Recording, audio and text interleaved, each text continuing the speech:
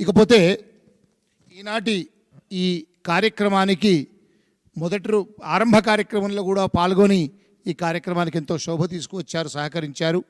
అలాంటి వాదాన్యులు నిరంతరము కూడా ధార్మిక చింతన కలిగి నిత్యము ఎక్కడో ఏదో ధార్మిక కార్యక్రమాలకే పరిమితమయ్యి సదాచార సంపన్నులుగా ఉన్నటువంటి కుటుంబంలో ఉన్న శ్రీమాన్ దేవక వెంకటేశ్వర్లు గారు తిరుపతి దేవస్థానం శ్రీశైల దేవస్థానం పాలక మండలి సభ్యులుగా అనేక దేశవ్యాప్తంగా ఉన్న వాసవి సత్రాలకు వారు ధర్మకర్తగా ఉంటూ చాలా కార్యక్రమాలు ఏర్పాటు చేస్తూ ఉన్నారు.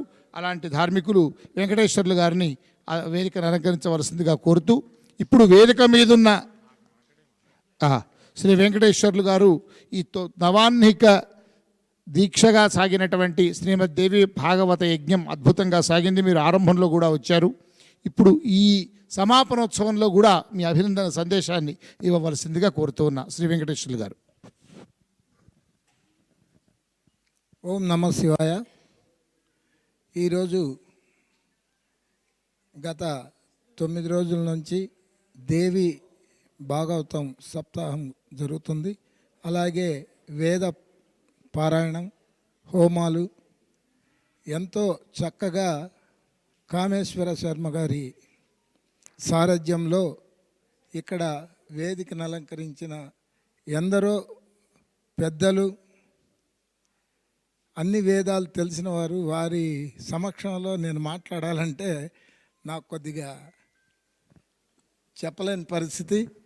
అలాంటి గొప్ప వ్యక్తులు ఇక్కడ ఇటుపక్క కూర్చున్న వాళ్ళు కూడా చాలా గొప్పవాళ్లే.